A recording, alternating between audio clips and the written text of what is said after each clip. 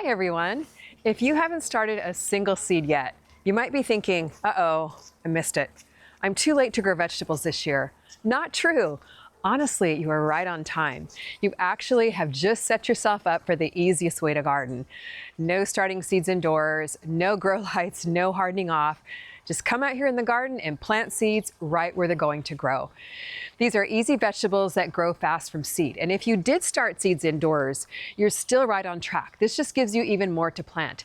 April is a sweet spot where direct sowing actually works better. So let me show you what to plant in April so you can get growing now without all that extra work. Now, before you plant anything, here is the one thing that really matters: the soil temperature. Now, April is when the soil starts to warm up in most locations, and that's what actually gets things going, not just the air temperature. Because when the soil temperature is right around 60 degrees Fahrenheit, that's when these crops really take off. So if you've ever planted something and nothing came up, this is usually why. The soil was just too cold. But once it gets to about 60 degrees, that's when these seeds really take off. Before that, they just kind of sit there, and you're like, what did I do wrong? Just because the weather feels warm doesn't mean your soil is. Now, a quick way to check is just to dig down a couple of inches. If it still feels cold, wait a little bit for these vegetables. If it feels warm to the touch, you're good to go. Or what you can do is use a simple soil thermometer if you want to be exact. Get that soil timing right and everything grows faster and a whole lot easier. And the power producers is where I always start. The power producers are your heavy hitters. These are the ones that give you the most harvest for the least effort. Now, a lot of people tend to overcomplicate these, but you don't need to. If you plant these in warm soil and warm temperatures, they're some of the most productive crops you can grow. So let's start with beans. These are one of the easiest things you can grow. Seriously, just drop them down about an inch deep, keep them watered while they sprout, and you're good. But this is where timing really matters. Warm soil gets them to sprout.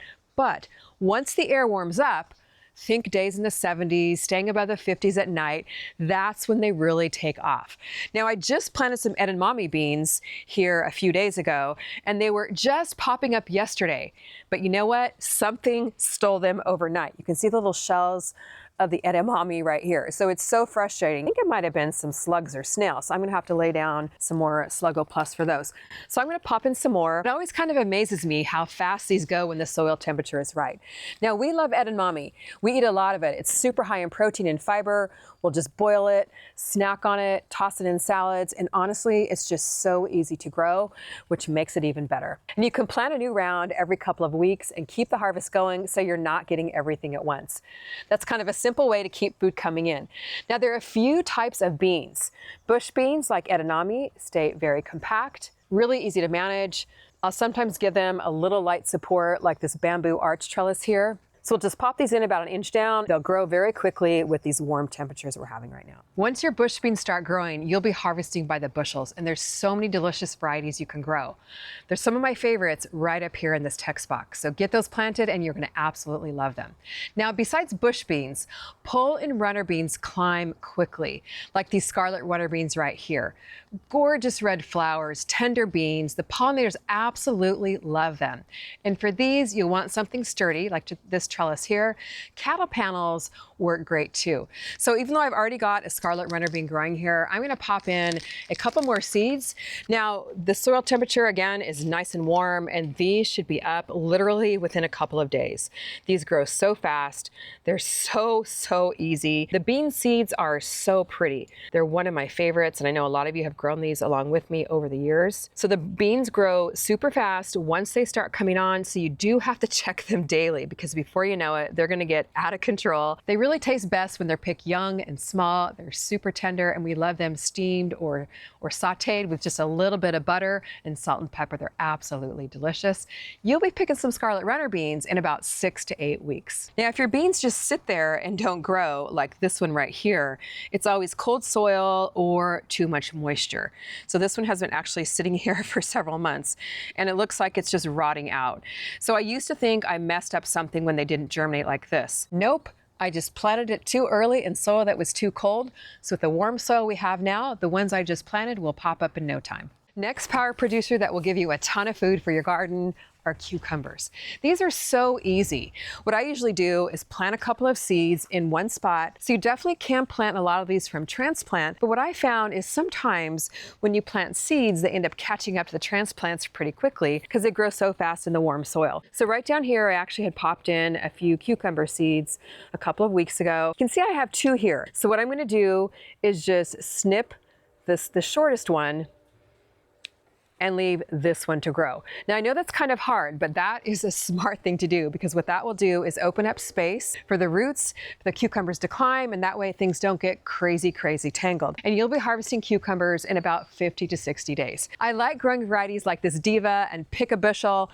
Diva doesn't even need pollination, which is huge. It just makes production so much more reliable. And honestly, that kind of thing matters. Less guesswork, more consistent harvest. These Diva cucumbers are absolutely my favorite. You can see they're already flowering and I'll be having some fresh cucumbers probably in about a month or so. Now I always grow these on a trellis. It keeps them off the ground, it saves space, it makes it so much easier to actually see the cucumbers when they're ready to harvest.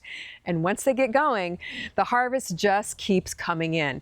Keep the watering consistent and you're good. Now this is one of those crops that just feels like an easy win. Next up on the power producers is squash. Now this is a fun one.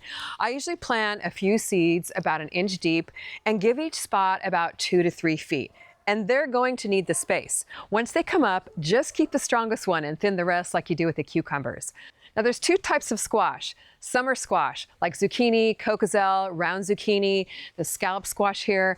These have thin skin, so they don't store very long. You're picking them and eating them right away, and you'll be harvesting them in about 6 weeks. And once it starts producing, you're literally out here every couple of days.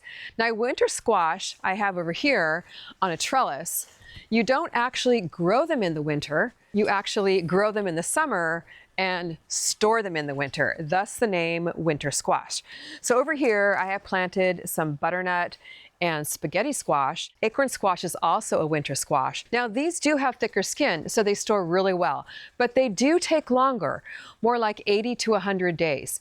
And here's the part a lot of people don't realize. They look small now, but I guarantee it, these plants get big. Like they will take over an entire bed if you let them, especially these vining types. So you either give them room to sprawl if you have the space, or grow them up a trellis, which I usually do because it keeps the fruit off the ground, keeps things cleaner, and it's just way easier to harvest. But if you're working with a smaller space, look for bush varieties. I planted some more over here, like the scallop squash I just showed you, or like a round zucchini, or a cocozelle, which are some of my favorite. They stay compact and are a lot easier to manage. Now these will definitely spread out here in these planter, but they're not gonna vine all over the place. And with squash, this part really matters. The more you pick, the more you produce. If you let the fruit sit too long on the vine, the plant slows way down. So harvesting is what keeps it going. Once you've got it planted, you really don't have to do too much. Just keep it watered, keep picking, and let it grow. Now melons. This is where things really start getting good. Plant a few seeds in one spot, about an inch deep, and space these spots about 2 to 3 feet apart if you're going to let them sprawl. If you're growing them up a trellis like I am here, you can plant closer, about 12 to 18 inches apart. So these melons are gonna share the space with the spaghetti squash. And then once they come up, just keep the strongest one and thin the rest. Now I love growing melons, especially the sugar babies I just planted. These are from my container garden seed collections. You can also grow them in containers. They're sweet, super juicy. The color is beautiful. And honestly, they're just so fun to grow. Cool, refreshing. Everyone loves them. Now, cantaloupe is another great option. They usually stay a bit more compact too, like the sugar babies. For these smaller varieties, you're looking at about 70 to 90 days to harvest. Now, if you want to grow those big showstopper melons, the Charleston Gray, the Jubilee, you can absolutely do it. Just know they need space or a really sturdy trellis. Those vines get big, very big, and the fruit gets heavy. So if you've got the room, go for it. They're a lot of fun to grow. These larger varieties need a longer season, closer to 3 to 4 months of warm weather. But once the fruit starts forming, you'll definitely want to support it. I'll use netting or even an old t-shirt, just something to hold the weight. And this part really matters with melons. Keep your watering consistent. If they dry out and then get a lot of water, that's when you get splitting, or the flavor just isn't as good. So keep the watering steady. When you pick that first one warm off the vine, you'll get why this is one of my favorites. And while my power producers are getting started, I don't just sit around waiting. This is where I like to get really smart with my space. Basically, you plant your quick growing greens right where your bigger power producers are going in. So while something like the squash is still small, you're already harvesting something else in the same space, so you get 2 harvests with no extra work. It's one of the easiest ways to keep food coming out of your garden. And once you start doing this, you really won't leave any space empty. You've always got something growing or coming in. And this is where your greens come in. If you want a quick win, this is it. Arugula, mustard greens, endive, these are perfect for crop stacking. Just sprinkle them in right next to where your biggest plants are already growing. I actually planted some arugula and mustard greens right here next to my squash a few days ago. Just kind of scattered the seeds lightly, covered them, kept them moist, and they're already coming up, which still kind of amazes me. That's how fast these grow once the soil is warm, and you'll be harvesting them in about 3 to 4 weeks. I just love arugula. I'll just come out here, grab a handful, throw it straight into a salad, and don't overthink this. It's not about perfect rows, as you can see. Just get them in where you've got the space. Now, timing does matter here. Get these in before it gets too hot. They really like it under about 80 degrees. Once it heats up, they'll slow down or bolt. But if you plant them around something else like squash, while the squash is still small, you're already harvesting. And once the squash fills in this area, it gives a little shade, and that helps the greens hang on a little bit longer. So you're getting more out of the same space. That's really all crop stacking is. It's a super simple way to get food fast. And a lot of what I'm planting right now is from my seed collections. I put these together to make it really simple to know what to plant right now, so you're not overthinking it. Everything in there is what I'm actually planting. And right now, everything's 50% off with the code PLANTNOW. If you grab some seeds, I always toss in a free seed packet, just as a little thank you for supporting our family seed shop. So we've got our quick growing, cooler season greens over in the other planter. But if you want greens that can actually handle the heat, these next ones are your workhorses. These are the ones that keep going when everything else is struggling in the summertime. Now, kale is a big one here. Got a few varieties here right in this container. Red Russian, lacinato. You can just directly sow these seeds. I'm going to sow some more actually in this container right here, so I always have a harvest coming along. So you just sprinkle the seeds in a container. They're so easy to direct sow. Keep them moist while they sprout, and you're good.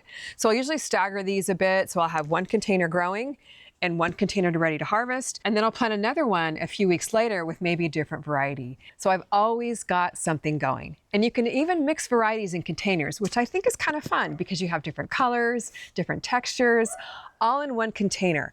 And now you can start picking baby kale in about 3 weeks, and it just keeps producing all summer long. So I'll come outside, grab these for smoothies or toss into a quick salad. Just a quick pick on a busy day. Now come on over here where I have some Swiss chard, which is one of my favorite workhorses in the garden as well for summer heat. So many beautiful varieties of chard that you can grow. This one here, you can tell we've been harvesting off it quite a bit, is the yellow chard. And these leaves are best when you pick them kind of small like this, but they're super easy just to direct seed right now, especially at this time of the year. The soil is warm, and before the temperature gets too hot, it helps them germinate quickly. Now over here, I've got some of the red chard growing. So if you want a plant that's edible as well as beautiful, definitely plant your chard. Look at these gorgeous red stems. So the leaves are super tasty, but you can actually chop the stems up and use them like you would celery in a stir fry or a salad or something like that. So you've got your greens growing for a long time. Now I've actually had some of these growing for years. Cut them back at the stem and they come right back. They're really hard to kill, and they don't bolt in the heat like a lot of greens do. So remember, you've got your quick greens over by the squash and your greens that keep going in the heat.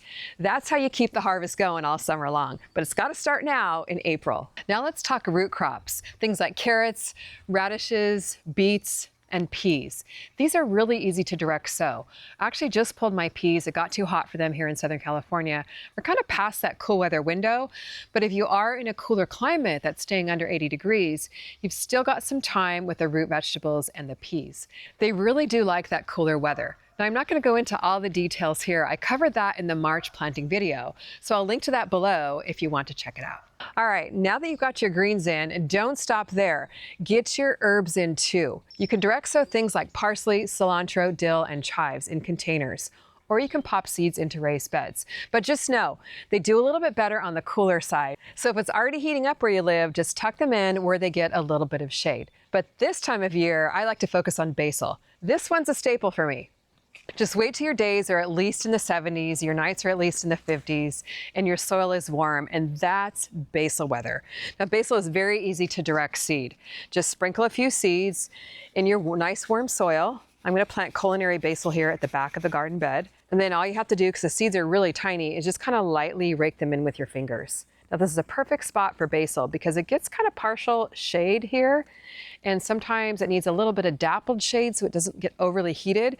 So tomato plants will kind of help provide that for this basil back here. It comes up pretty quick, and you'll be harvesting basil in about 30 to 40 days. And once it starts, it really takes off in warm soil. Loves the sun, but if your heat is intense, like I mentioned, a little bit of afternoon shade helps it. There's so many gorgeous varieties of basil, and I love to grow as many as I possibly can.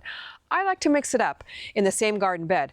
Italian large leaf here with Thai leaf basil, purple basil, and even the dwarf Greek basil right here from my container garden seed collection, just for the color, to mix things up in the kitchen. They all have kind of a little subtle differences in flavor. And this is one of those plants that the more you harvest, the more it grows. The hardest part with this is keeping up with the harvesting. So I'm out here about once a week sniffing basil for my recipes. It's a tough job, but someone's got to do it. Don't skip this next one. Flowers. This is where everything starts to feel alive. I plant flowers right alongside my vegetables. You don't really need a separate space. Just tuck them in wherever you've got room. And once they start blooming, you'll notice it. More bees, more activity, and that's what helps everything produce, especially squash. So if your squash isn't producing, a lot of times it's not the plant, it's pollination. And the flowers fix that. Now I have some zinnia seeds planted right here next to my squash.